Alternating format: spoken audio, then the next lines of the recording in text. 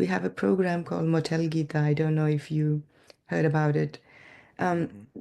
The way it started was that we started placing Gitas at different motels, and Sure. the customers who would come to the motels actually would pick up, read, and take it if they want for free, no problem. Mm-hmm. So there was a story that came out from the Motel Gita. One person, one of the motelers called saying that one of the customers, he checked into the motel the night before, and he was there. He was very depressed, and he was there in the motel to commit suicide, by the way. Mm. And and but he just saw a Bhagavad Gita in the drawer, and he thought, okay, why not let me read the Bhagavad Gita? So the whole night he spent reading the Bhagavad Gita. And the next morning, when he changed his mind, and he came to the owner of the motel and said, this Bhagavad Gita changed my life. Wow. May I please have this copy? And then, and he said, yes, of course, you can take this copy. And since then, we are trying to see that how we can help people on a global level, how we can make Bhagavad Gita available so that it helps people, of course, not only to improve their lives, but also sometimes save their lives. Mm. And that's why Bhagavad Gita has been our favorite book to distribute throughout the world. And now, this time, our campaign is to distribute at least 4.2 million Bhagavad Gitas by Oh, January amazing. 7, 2025. Amazing. ॐ नमो भगवते वासुदेवाय ॐ नमो भगवते वासुदेवाय ॐ नमो भगवते वासुदेवाय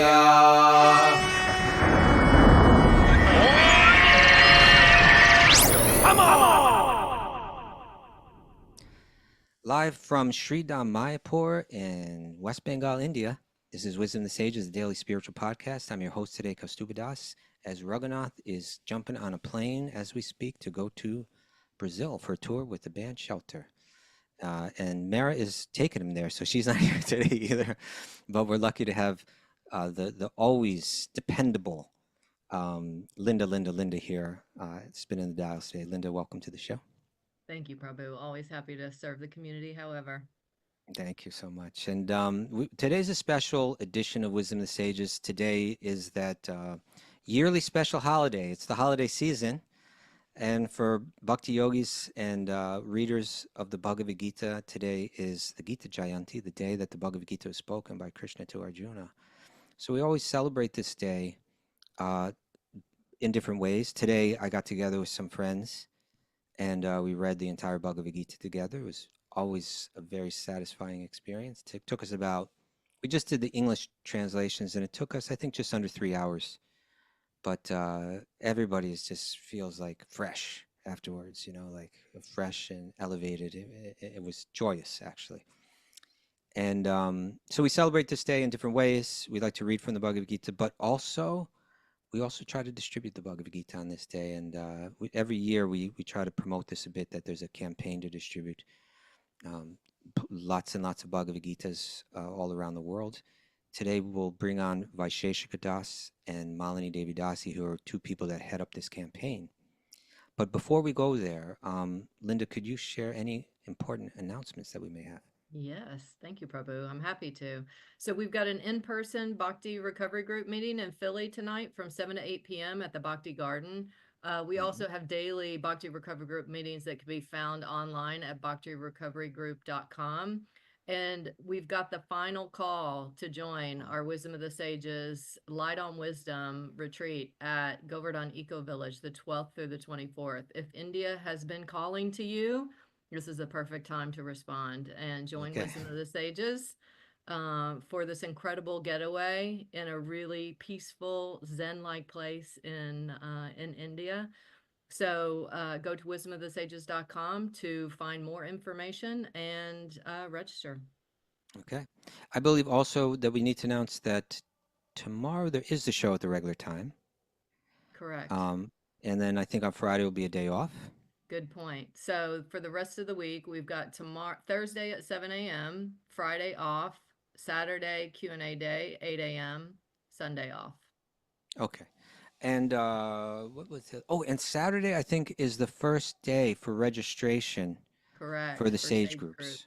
Yes. right? And we're Is going that to at have midnight or 9 a.m. or 9 a.m. on Saturday, and Eastern we'll time? have a special walk on Thursday tomorrow for some of our sage group leaders to come on and talk about just being part of a sage group. And Great. yeah, but registration for our session 9 begins on this Saturday at 9 a.m. Okay, so it's important if you want to get in early, it gives you the ability to choose Choose. which group you Yeah, want to be in. Otherwise, because only 7 or 8 people get in each group and hundreds of people are signing up, so they you have fill more up fast. possibilities if you sign up early. Yeah. But we'll tell you more about that as the days come. But mark that in your calendar. Sage groups are an ideal way to go deeper into this practice, Bhakti. All right, so let's go to our guest. Let's bring on Vaisesika Prabhu and Malini. Let me just I think Vaisheshika Prabhu is going to be with us just briefly because he has other important appointments to tend to on this exciting day. And Malini will stay with us. So let me first just give a little bio for Vaisheshika Prabhu. Vaisheshika Das is a veteran Bhakti Yogi practitioner and teacher who began his spiritual journey in 1973 under the guidance of Srila Bhaktivedanta Swami Prabhupada, serving as the president of ISKCON Silicon Valley. He has inspired a thriving Bhakti Yoga community centered on the study and distribution of Srila Prabhupada's books.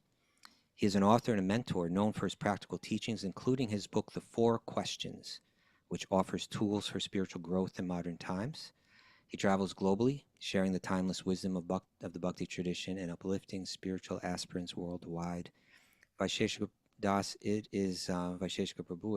It's always a great honor and pleasure to have you on our show today. Welcome to Wisdom of the Sages.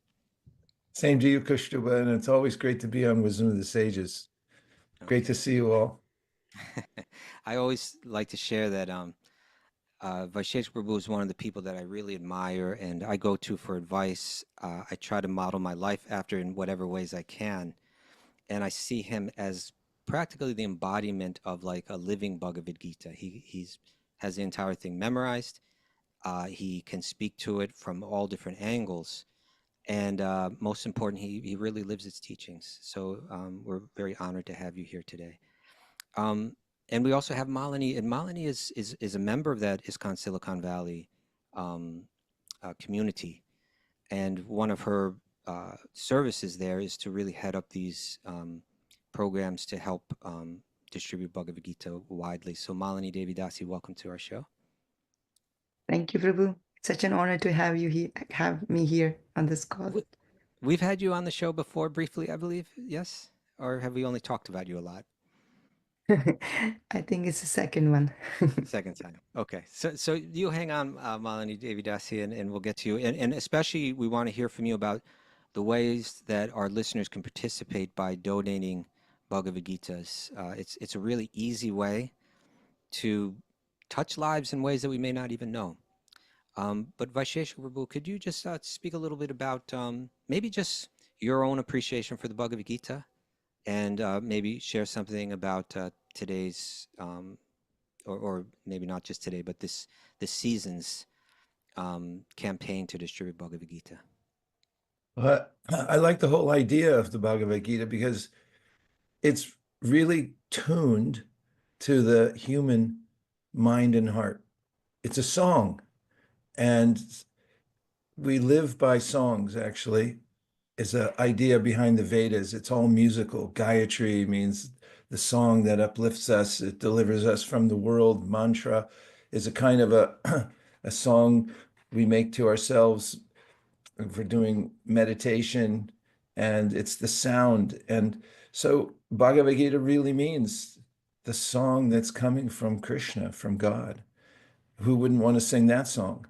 And the idea behind it is when you're able to hear the song, then you get tuned to where you can experience your highest potential in life and you can feel it directly. You don't have to get a certificate. It's not intellectual. You don't have to intellectualize it. You just feel it directly. So it's the greatest gift to and most wondrous process, taking it in oneself, because every time you read it, doesn't matter if you've read it 1,000 times, it's always resonant and it's always new. And when you give it to other people, you immediately see how they react to, and then it reminds you that this is not an ordinary book. It's not something, I don't like this, I like that. It resonates on a much higher level. It's transcendental. You mentioned that it can help one achieve like their highest potential. And, you know, when I hear a phrase like that, of course, you know, we'll hear that about a lot of books and a lot of self-help books and different things. Could you describe really what is it that someone can get out of this book that's going to help? And what is that higher potential that they're going to achieve? And how will it Well, I help? know it helped orient me towards my highest potential when I first came in contact with it in high school. And I felt that the world was lacking in some way, especially because since I was a child, I always wondered why I had to die. And nobody could tell me why or what it meant, even my parents. Uh, I'd ask them, I asked my brother, I asked other people, I'd look for it in whatever I was reading. And it was the first book that honestly came and spoke to me about it and said, here's what it is.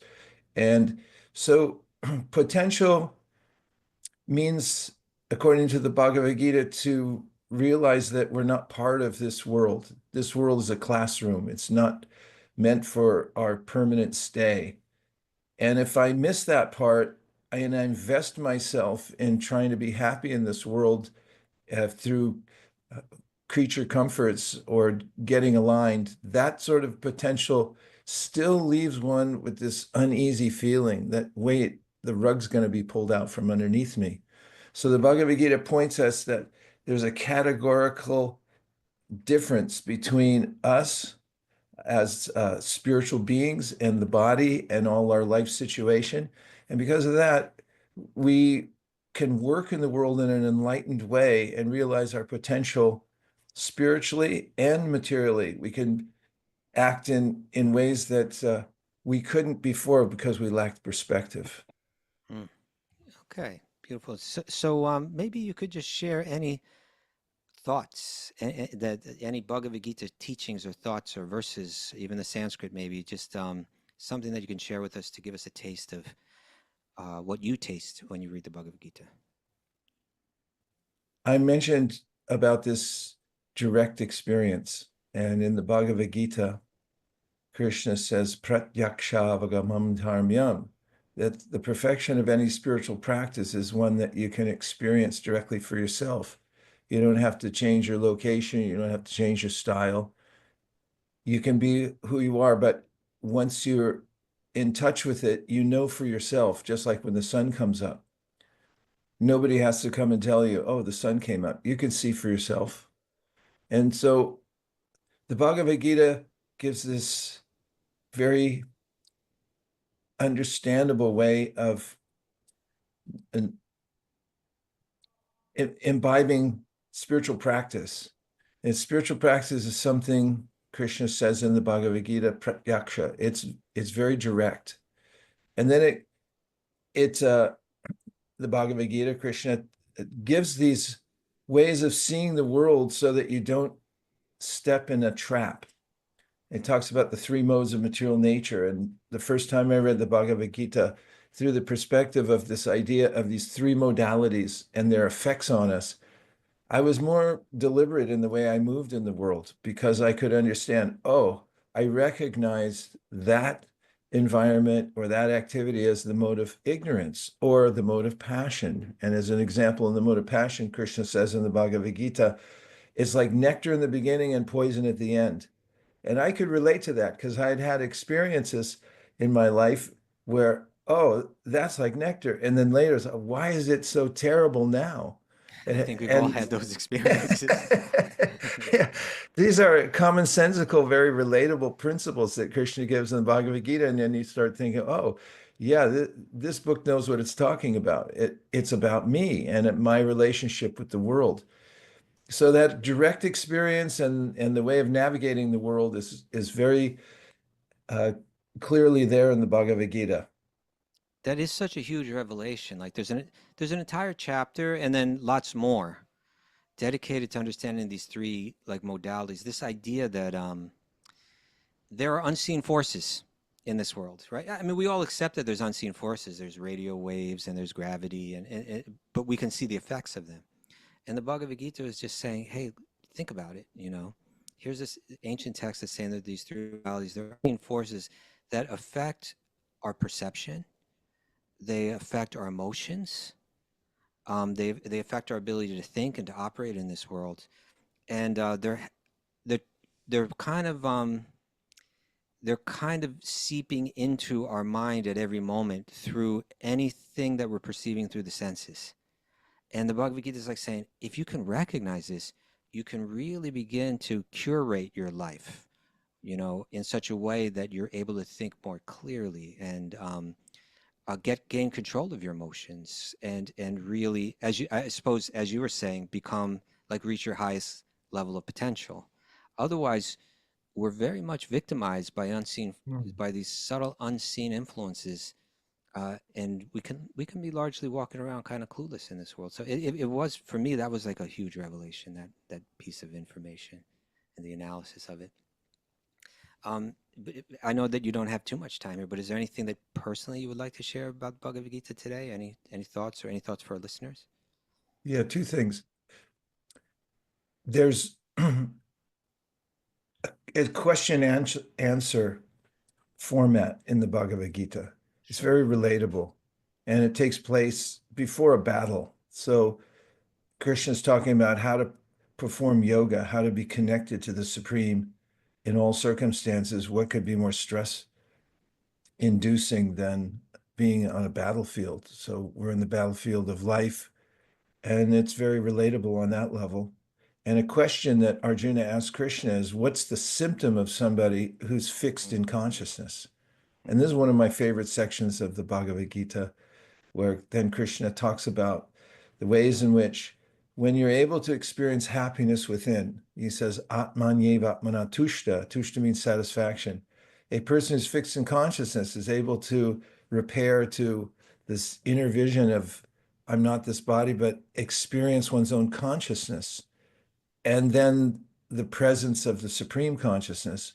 And in that relationship, one feels completely satisfied. Whereas there's nothing else in this world that we can interact with that will actually satisfy us. And this is that Krishna gives so many reasons why we can't be happy through our external focus on the world and just trying to touch things with our senses.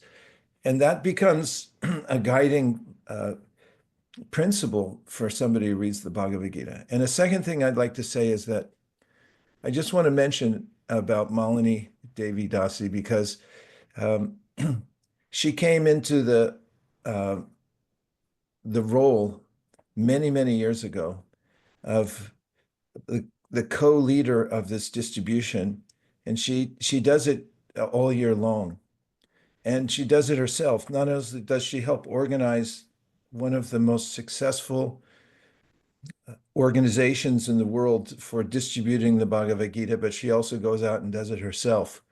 So like goes door to door, meets people, talks to business owners, and it helps them to take books. So she's I would say on the planet today, she's one of the foremost representatives of the Bhagavad Gita as far as reading it herself, and then also organizing people so that they can make it available to other people. Wow. I mean, if Malini knocked on my door, I think I would definitely buy a book from her. She told me that this is going to be good for me. I think I just do what she says. She's such a sweet and sincere person. Agree. All of our listeners over the years, because there's always this campaign at this time, and at the beginning of the autumn or the end of the summer, there's always a campaign to distribute Srimad Bhagavatam, and Malini is the person that we call and go through to donate. But everyone always has wonderful experiences with her. We hear so many nice things. So we're very happy to have you here today, Malini Devi. Vaisesika Prabhu, thank you so much for taking the time in your busy schedule. You're up very early on the West Coast, and you're about to jump into a whole bunch of other engagements on this day. So thank you for making some time for us. Well, it's a real pleasure as usual. Keep up the great work, everybody. Good to see you all. And thank you very much, Kaustubha. Thank you very much, Linda. I look forward to seeing you again sometime soon. Thank you so much. Gita Jayanti. Hare Krishna. Okay, so Malini, again, welcome to the show. Very happy to have you here. Maybe you could begin by telling us just a bit of who you are, where you grew up, and how you got into bhakti. Yeah. First of all, Prabhu, I would like to say that though I probably came, this is the first time on the call on the Wisdom of the Sages, but I Okay. feel so connected with everybody. I see some names very familiar because I see them on text messages. So Uh-huh. I'm so happy to connect with in person, like Janavi Preeti. I just saw her message like a few days ago, and I feel so happy to be on the call to connect the number to a face. So Yeah. I'm so happy to be here. You know, Timothy Tucker posted on the chat board. He says he's so grateful to you for helping him get his Srimad Bhagavatam set. So not only do you help us donate these sets to others, but you also help us receive the donations, and especially the Bhagavatam sets. It's such like an overwhelming experience to receive a free Bhagavatam set, in the mail. So yeah, you're connected to us in so many ways. Thank you. But A yeah, little, please tell us a little bit yeah, of your story. a little bit about me. I was born in India, in South India, and Where in South India? um, it's in it was Andhra Pradesh at that time. Right now, it's Telangana, a place called Nizamabad. It's a very Okay. small town, and I grew up in a family where they were spiritual as most of the Indians are, and somehow Was it a, I was A always Vaishnava family, a Hindu family, a it Vaishnava was a family? Hindu family. It was a Smartha family, Martha family. a Okay. Smartha family, and What was your family Ishta Devata? it's actually Lord Shiva. Okay. Yeah. Lord Shiva was the Ishtadevata. And But as did you you know, go along visit with Lord, Balaji in your youth? yes, yes. Okay. Balaji, there was Ganesh, there was Saraswati. Like as most of the Indian families, we had so many gods. So But did you go to the Tirupati temple yeah, as a yeah, young yeah, girl? yeah. Did you Yes. shave your head? No.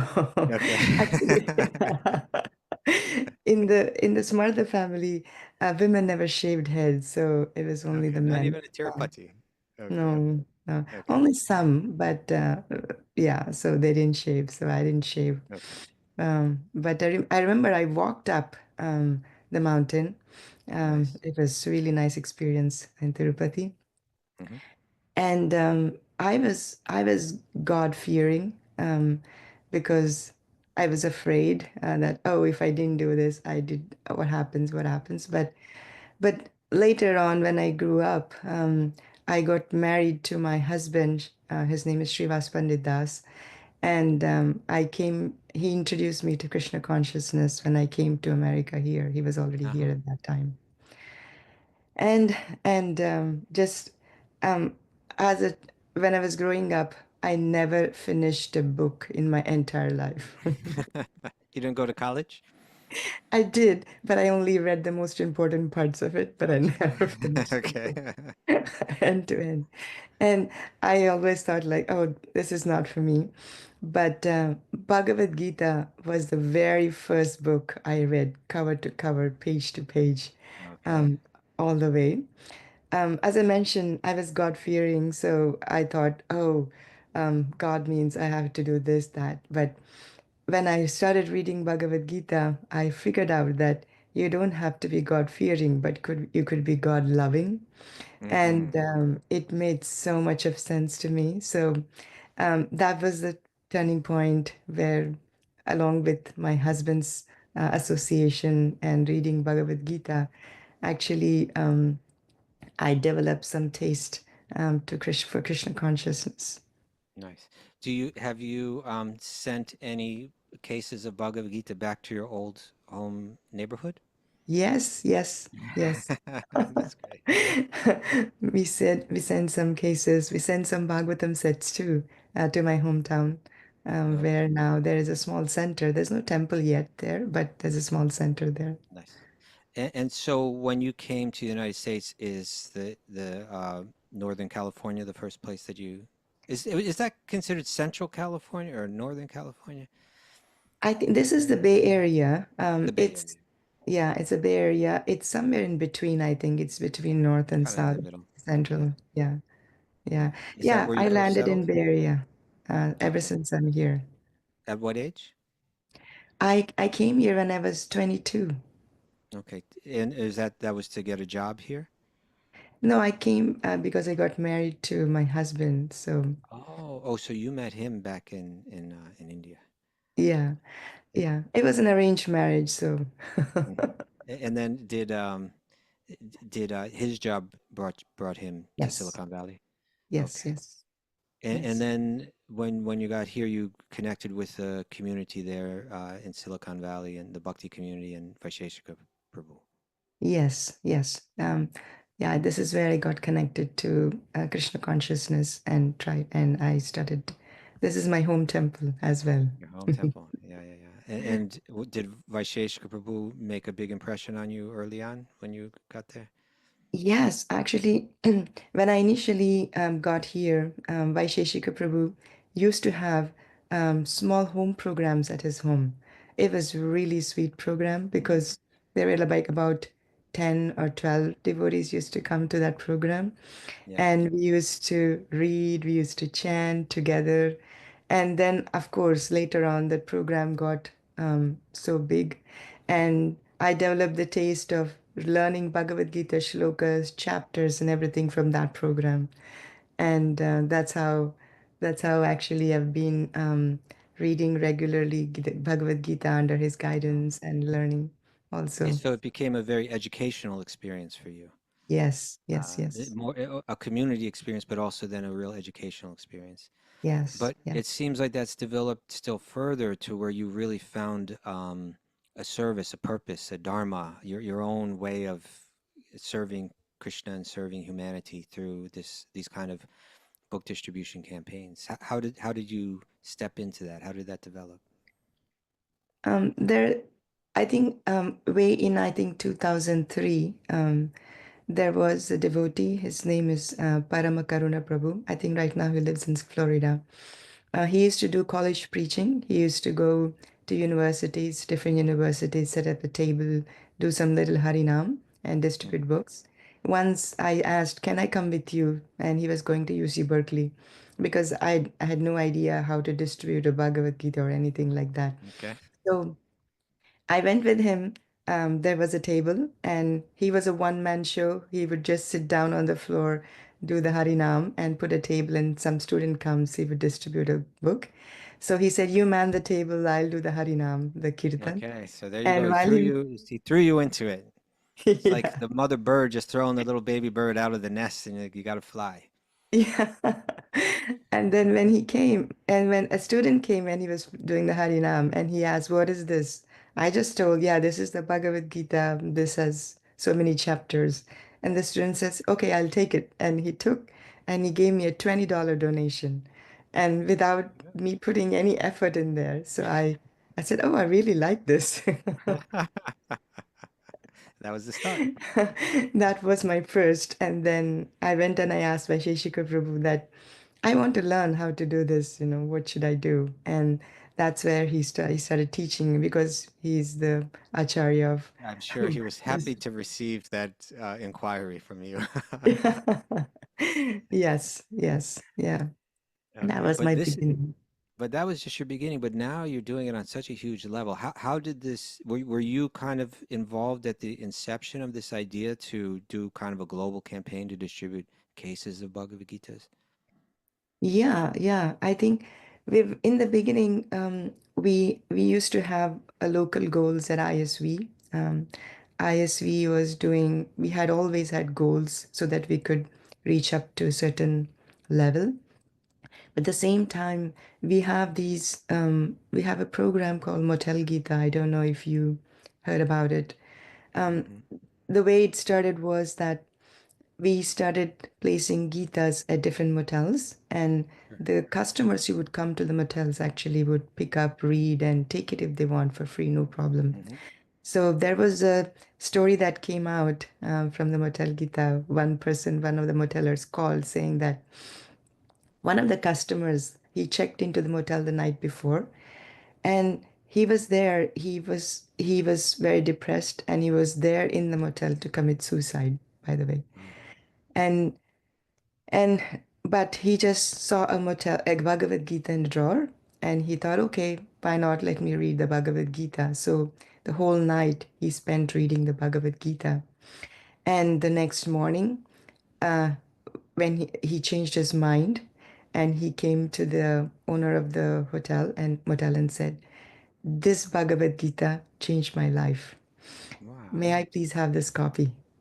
And then, and he said, "Yes, of course you can take this copy." And since then, we are trying to see that how we can help people on a global level, how we can make Bhagavad Gita available so that it helps people, of course, not only to improve their lives, but also sometimes save their lives. Mm. And that's why Bhagavad Gita has been our favorite book to distribute throughout the world.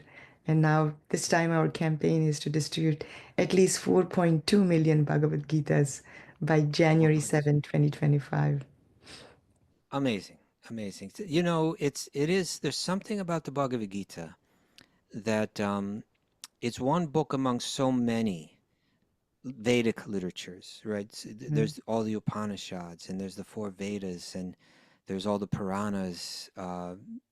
There's so much, and then of course, so many other books and teachings stem from those books. There's Patanjali's Yoga Sutras, and it's almost an endless library of Sanskrit texts and texts coming out in other Indian languages with an incredibly rich history of spirituality. But it seems to me that the Bhagavad Gita is special for a few reasons. One of them is, you know, the way that the spirituality unfolded in Vyasa's literature is like first there's the Vedas, and the Vedas are really they're meant for priests to read. It's it has a lot to do with ritual, and um, it's so much of it is not so, I don't know, relatable maybe, or relevant maybe to a lot of people. And then the Upanishads were kind of like a response to that, that you know what, there's something more than ritual, doing external. You can go internal and you can discover that you are a spark of spirit, aham brahmasmi, and you can realize that happiness isn't found by the kind of material results that come through accruing good karma through ritual. So you could think about deeply about le- renouncing this world, leaving it behind. So the Upanishads are really geared towards a sannyasi. So you have books for spiritual books for priests and sannyasis, but then Bhagavad Gita became that book that was for everyone. Like it doesn't matter who you are, where you are in this world, what your responsibilities are, what the circumstances are. It's going to help you understand who you are. It's going to help you understand how to make the best decisions that are most that will serve the best purpose in your life, and it'll even point you in that highest direction in life of developing divine love. So I can see that someone passing through a motel, and motels, yeah, I'd imagine a lot of suicides happen in motels, and I'd imagine motels are also kind of like a place where a lot of times people are in a transition period, or people are at a low point in their life that they have, due to being far from home or without a home, uh, a lonely place maybe because you don't have any friends or family that you're staying with, and you're passing through that motel, and there's a book that looks different than any other book you've ever seen, and from the moment that you open that book up, it's speaking to you in a way that no book's ever spoken to you before. It could really, really change lives. Do you hear other amazing stories from your distribution efforts? Yeah, yeah. What What's helping this year is that since the goal is 4.2 million Bhagavad Gitas, we see that a lot of people are trying to pitch in. So just a recent story, we went to San Francisco on the day after Thanksgiving. We usually do a big Harinam there, and we distribute like close to 2,000 plates of prasadam, Nice. and we distribute 2,000 Bhagavad Gitas in one day at Okay. Market in Powell Street. So while we were doing that, there was one person who came to the table and he said that he really liked the Harinam and he said, "What is this?" And we showed him the Bhagavad Gita and he loved it. He took it. And then later he told he's a barber. He works at a shop right next to the stores that where we were doing Harinam. And he Okay. said, how can I help? And we said, "Hey, we are distributing these. Would you mind take some and distribute it to your customers?" And then he said, Barber. "Sure, why not?" And he took a stack of Bhagavad Gitas and he took it to his store and he distributed them. And someone from Persia came also to that table, and they said that we never see any Bhagavad Gita in Persian. Do you have? And then we had a Persian Bhagavad Gita, and we Nice. have many other Persian books. And he took that whole stack of Persian books on the table, and he said, "I want to distribute myself," and he gave it a mention. Nice. Yeah, So it feels like, of course, 4.2 million Bhagavad Gitas we can't do alone, but we can get all the help we can so that the message of Bhagavad Gita can be spread all over the world. it's funny that you mentioned Persian because I had a little experience with the Persian Gita myself. It was just I came to I've been in India for a couple months now. I came in the middle of October, and just by chance, um, I had a few days free, and someone reached out to me to see if I could teach uh, yoga philosophy to a group of students from Iran. And it was in those exact days that I had free. And I said, sure. So it was like way up north of Rishikesh, and this group came from Iran.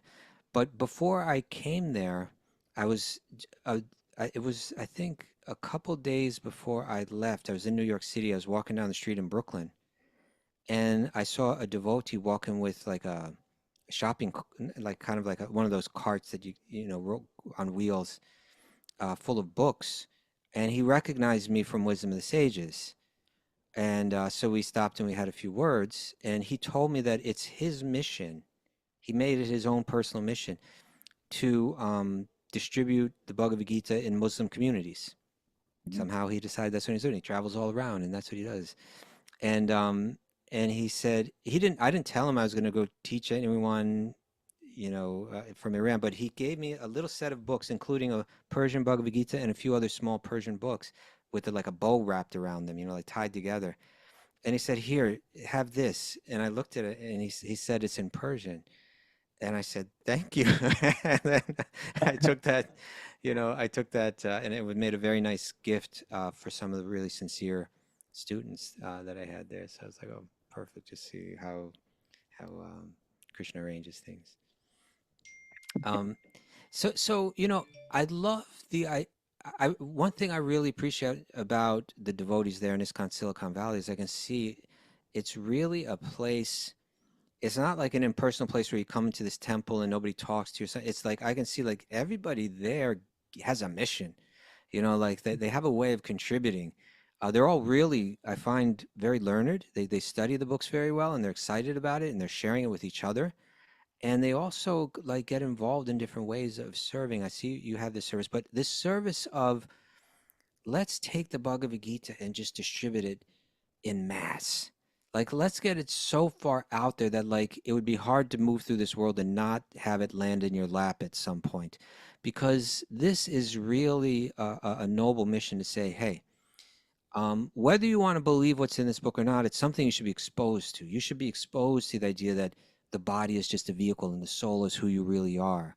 That the body and the things of this world are temporary material forms, and that you are made out of an energy that's eternal, of a completely different nature, that the mind is something that's getting in the way of you experiencing your own blissful nature, and that it's something that you can learn to master, get under your control, and experience life on a whole nother level. Like, whether you believe that or not, you should hear that.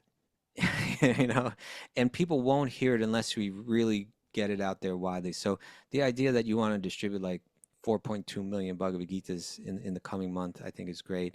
It begins today. That the yearly campaign begins on the Gita Jayanti. Is that right? Actually, we started it like a few months ago, like Okay.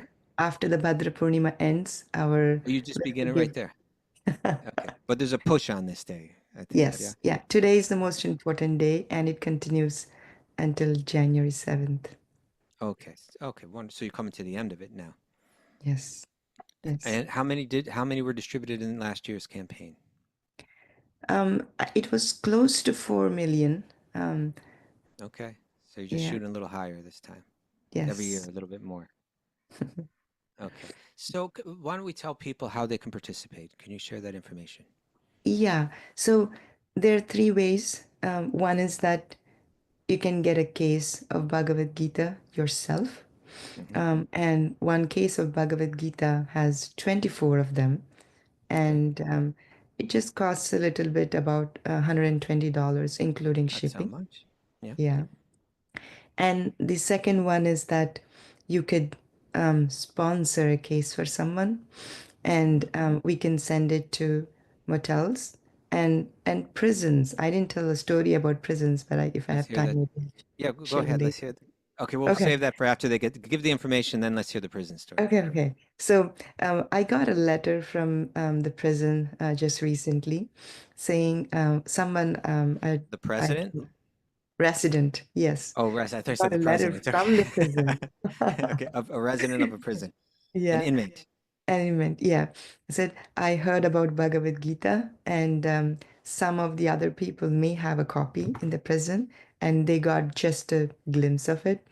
And Yeah, and they told them that they got a Bhagavad Gita copy from ISKCON of Silicon Valley. there you So are. they wrote a letter from the prison saying, requesting, please, can you send me a copy of a Bhagavad Gita? And with their address and everything, because it's not so easy to send books to the prison, because unless it is addressed to someone specific, it won't be delivered correctly. So with Okay. an address, instructions, and everything, please send me a copy. That was so touching, because somebody else had it and then they wanted it. So Yeah. we sent a copy to them. So anyway, so we send I would it to. imagine if I were in prison and I got a Bhagavad Gita, that would become my best friend in that prison. You know, it's like you have so Yeah, much time, and so much time to think about life and think about yourself, and to have that Bhagavad Gita, there must be a tremendous treasure. yeah, yeah. Yeah, there's so many letters that we receive like that. And we just sent um, 4 cases of Bhagavad Gita to prison last week, actually, to different prisons around North America. Right. And so we can send it to prisons. We There's can send. motels, there's prisons, other things as well.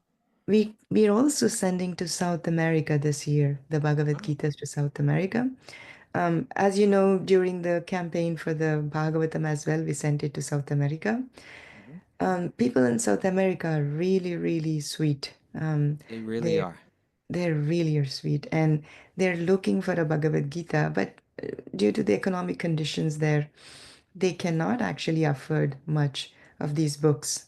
So what we're trying to do is we're sending Bhagavad Gitas there, so that they could be given more freely, so that they can read and they can understand the purpose of life and be happy in general. Spanish copies, Portuguese copies, both, We're or doing Spanish. both Spanish? Portuguese, we don't have it yet, but Okay. mostly it's Spanish.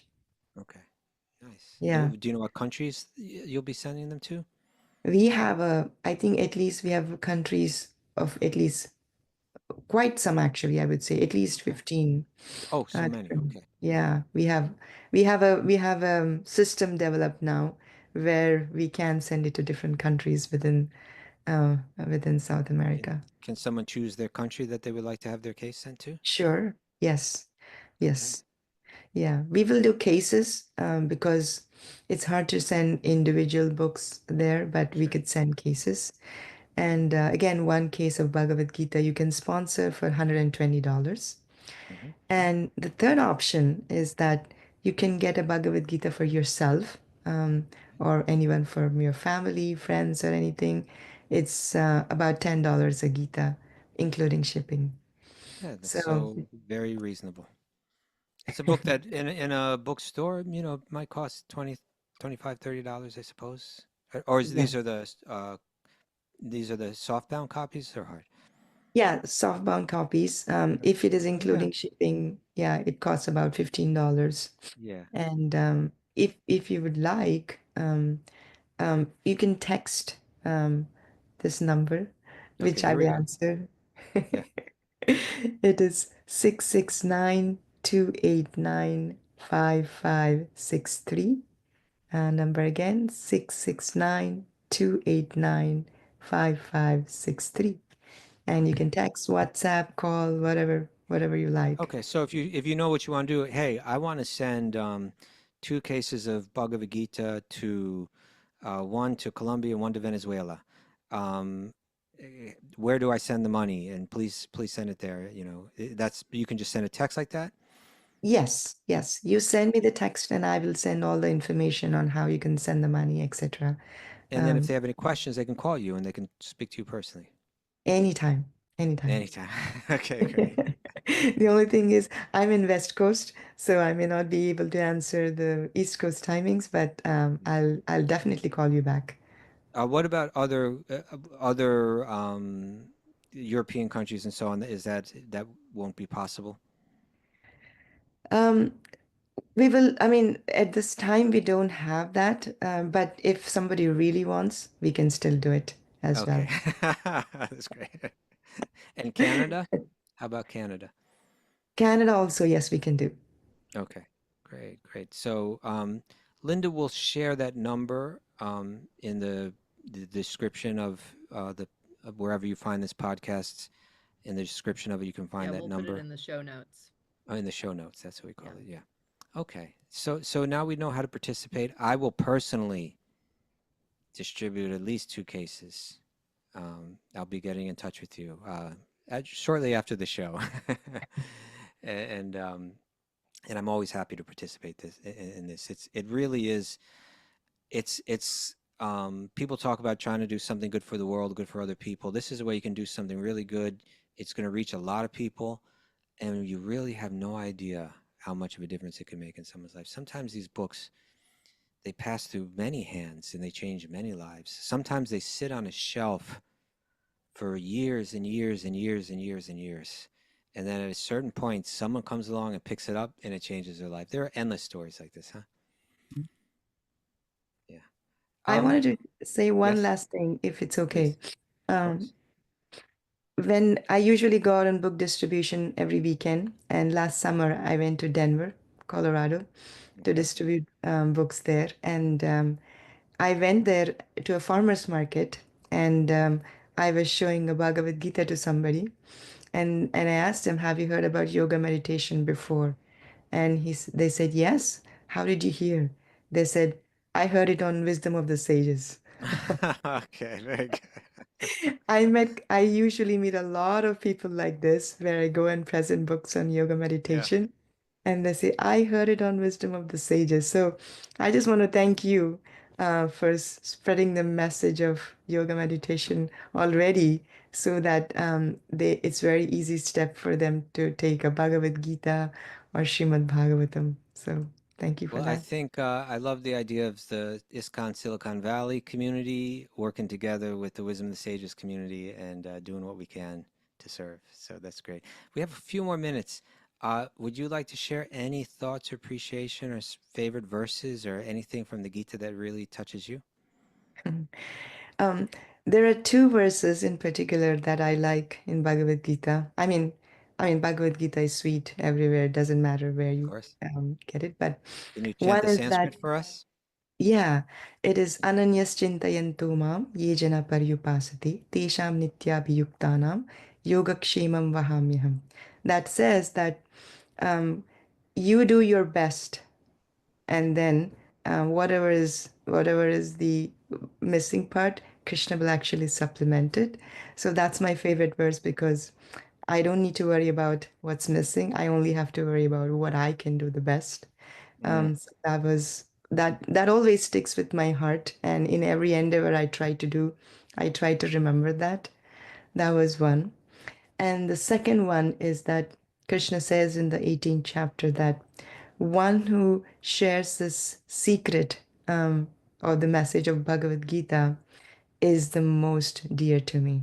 Oh, So that must be an important verse for you. yeah, so that is I mean anybody like the barber who took the Bhagavad Gita to distribute, Yeah. the Persian person, they all actually got connected to Krishna, and they are now so dear to Krishna because they are sharing the secret with others. So those are two things would like to share. Thank you so much for being with us today, Malini Devi Dasi, and thank you so much for the service that you do. You're kind of like all the more so now that you've been on the show again, but you are part of our community now. You're someone that everybody gets to know. If you haven't gotten to know Malini, give her a call, give something, and get some of these books out. It'll be good for you. It'll feel good. It's something that I'll just say this. It's my faith that it's something that will work towards to your eternal benefit to take that step and give that way. Nobody's making any money off of this. Nobody's profiting off it. This is just entirely an endeavor to help, an endeavor to serve. So it's a real nice way to take part. If giving and charity sharing is really an essential part of the practice. We were just reading about the Payo Vrata, about a ceremony that can get your mind more deeply fixed and connected in bhakti and so on. And those kind of practices always involve trying to help others, trying to do something selfless, just to give. And so this is a perfect way to give. So please, maybe you can share the number one more time. It's 692895563. Okay. Yeah, call that number, text that number, and see what you can do to help out and give. Thank you so much for spending this time with us again. Thank you for allowing me to be here. You had to get up very early. Are you an early riser anyway? Yeah. Okay, good. Okay. Thank you so much, Malini. Thank you so much, Linda. We will be back tomorrow at the usual time, 7 a.m. And we're going to have special guest host, the Bright Light of Vermont, right? Kishori Gopi will be with us tomorrow. So a lot of people really enjoyed hearing her on the show. I know Martine is a big fan, right, Martine? Where's Martine? There she is, yeah. So she's looking forward to bringing her on. We're all looking forward to hearing from her tomorrow. Otherwise, please call Malini. Distribute a little something or a lot of something. Try to do what you can to help out and contribute. It's good for you. It's good for everybody else. And I'm looking forward to seeing you all tomorrow morning at the usual time. As Raghunath always says, it's a beautiful day for a beautiful day. And let the magic flow. Mwah. See you all tomorrow. Howdy well.